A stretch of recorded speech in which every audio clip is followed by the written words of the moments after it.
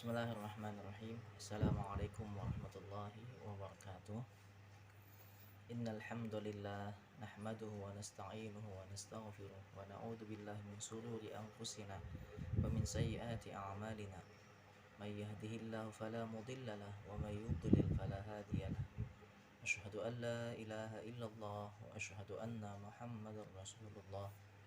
Allahumma salli wa sallim ala sayyidina wa maulana Muhammad wa ala ali sayyidina Muhammad, amma ba'du. Qala Allah ta'ala fil Qur'anil azim wa huwa asdaqul qailin. A'udzu billahi minasyaitonir rajim. Yarfa'illahu alladhina amanu minkum walladhina utul 'ilma darajat. Wa qala an-nabiy sallallahu alaihi wasallam, man salaka tariqan yaltamisu fihi 'ilman sahhalallahu lahu bihi tariqan ilal jannah, atau kama qala Rasulullah sallallahu alaihi wasallam. Ikhwani fillah, perkenalkan, nama saya Safruddin dari SMA IT Ukhuwah Banjarmasin, Kalimantan Selatan. Hari ini insyaallah saya akan mereview salah satu buku yang menurut saya buku ini sangat-sangat penting bagi orang yang mau belajar atau mencari ilmu. Buku ini berjudul Ta'lim Muta'allim, terjemahan dari kitab Ta'limul Muta'allim, yang berisi tentang pentingnya adab sebelum ilmu. Jadi buku ini berisikan tentang pentingnya adab sebelum ilmu yang dikarang oleh Imam Az-Zarnuji, atau yang nama lengkap beliau Syekh Burhanuddin Ibrahim Az-Zarnuji Al-Hanafi rahimahullah. Di dalam buku ini tercantum 168 halaman yang terbagi dari 13 pasal.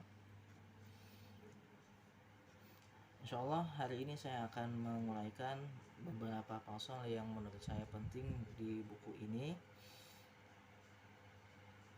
Yang pertama yang menurut saya sangat-sangat penting dan perlu kita bahas di buku ini, yaitu yang pertama, Imam Az-Zarnuji pun mengawali buku ini dengan di bab pertama dengan definisi ilmu, fikih, dan keutamaannya.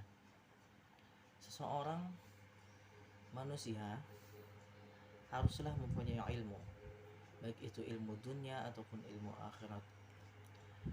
Di dalam Manaqib Imam Asy-Syafi'i rahimahullah ada sebuah taklimat, sebuah kata yang sangat bagus yang berbunyi, man arada dunya fa'alaihi bil ilmi wa man arada al akhirah fa'alaihi bil ilmi wa man aradahuma fa'alaihi bil ilmi. Barang siapa menghendaki akan kebahagiaan dunia, maka hendaklah ia mempunyai ilmu. Wa man arada al akhirah, dan barang siapa juga ingin menghendaki kebahagiaan di akhirat, maka hendaklah ia mempunyai ilmu. Waman aradahuma, dan barang siapa menghendaki kebahagiaan dunia dan akhirat, maka hendaklah ia mempunyai ilmu. Dari sini kita ambil bahwasanya seorang itu haruslah mempunyai ilmu, baik itu ilmu dunia ataupun ilmu akhirat. Nabi Adam alaihi salam, kenapa beliau itu lebih mulia daripada penghuni langit lainnya, daripada malaikat, daripada iblis? Karena beliau tiada bukan karena beliau mempunyai ilmu. Kemudian yang berikutnya yang menurut saya penting di dalam buku ini ialah ta'zim terhadap ilmu serta ahli ilmu.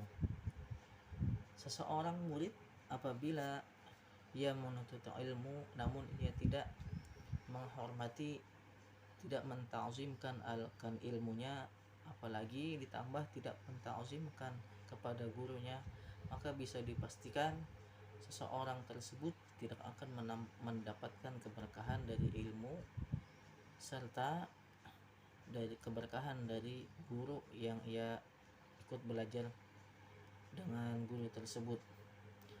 Maka sugialah bagi kita, sugianyalah bagi kita sebelum belajar ilmu, sebelum menuntut ilmu, kita terlebih dahulu mengetahui tentang adab-adab dengan ilmu itu sendiri, serta adab-adab dengan guru-guru, bagaimana tata keramanya yang betul-betul yang dianjurkan oleh baginda Rasulullah SAW, yang diajarkan melalui sahabat, kemudian diteruskan dari tabi'in sampai kepada kita. Maka sugianya lah bagi kita untuk mempelajari, mengetahui tentang ilmu, tentang adab tersebut. Kemudian tidak kalah pentingnya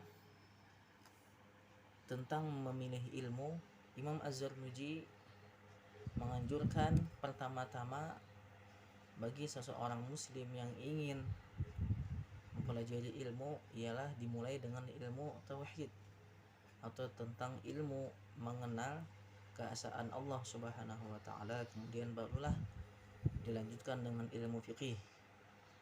Nah, dengan ilmu fikih insyaallah kita akan mudah untuk melaksanakan satu ibadah, karena ilmu fikih di sini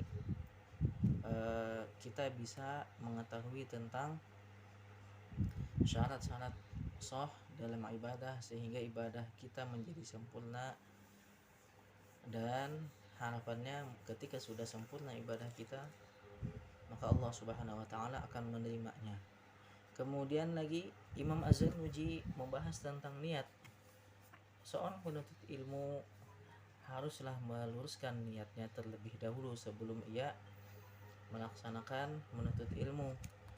Haruslah ia membetulkan niatnya, karena berapa banyak orang-orang yang terlihat beramal seperti amal akhirat, namun niatnya tidak betul karena Allah, maka amalnya menjadi amalan dunia.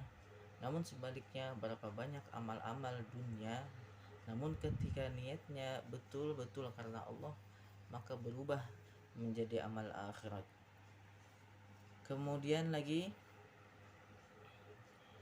yang sangat-sangat penting ialah tentang sesuatu hal yang memudahkan dalam kita untuk belajar. Imam Az-Zarnuji membahas di dalam buku ini ada beberapa poin-poin penting yang harus kita jaga agar kita mudah dalam mempelajari ilmu serta menghafal ilmu. Yang pertama ialah kita harus selalu berdoa kepada Allah Subhanahu wa taala, meminta kemudahan dan juga memelihara daripada perbuatan serta makanan kita. Kemudian yang paling penting ialah Imam Az-Zarnuji di sini mencantumkan supaya kita selalu melaksanakan qiyamul lail atau salat di waktu malam. Dan juga Imam Az-Zarnuji mencantumkan penyebab-penyebab yang menyebabkan hilangnya ilmu atau hafalan kita. Di dalam kitab ini Imam Az-Zarnuji menceritakan tentang riwayat daripada kisah daripada Imam Syafi'i mengadukan kepada gurunya yang bernama Waqi, yang melalui kalimat syaqatu ilal Waqi an su'il hifzi. Ketika Imam Syafi'i mengadukan kepada gurunya yang bernama Waqi an su'il hifzi, daripada buruknya atau lambatnya beliau dalam menghafal. Kemudian guru beliau menjawab, fa arsyadani an tarkil ma'asi. Kemudian guru beliau menyuruh untuk Imam Syafi'i supaya meninggalkan maksiat, li'anna al-ilma nurun, karena bahwasanya ilmu itu adalah nurun. Wa fi riwayatin ukhra, ada juga yang dalam riwayat lain, li'anna al-ilma fadlun wa fadlullahi la yu'ta lil 'asi, dan anugerah Allah Ta'ala itu tidak diberikan kepada orang yang suka melaksanakan maksiat. Ikhwani fillah. Nah, dari poin-poin yang menurut saya penting ini mudah-mudahan bisa menambah keberkahan dalam kita melaksanakan ketika kita mau menuntut ilmu kepada guru-guru kita, dan bisa kita praktekkan dalam kehidupan kita ketika menuntut ilmu. Mungkin sampai di sini yang bisa saya uraikan terkait kandungan-kandungan yang terdapat dalam kitab atau dalam buku terjemahan kitab Ta'limul Muta'allim yang dikarang oleh Imam Asy-Syaikh Az-Zarnuji rahimahullah ta'ala. Demikian salah dan khilaf dalam penyampaian, mohon maaf. Akhirul kalam. Wassalamualaikum warahmatullahi wabarakatuh.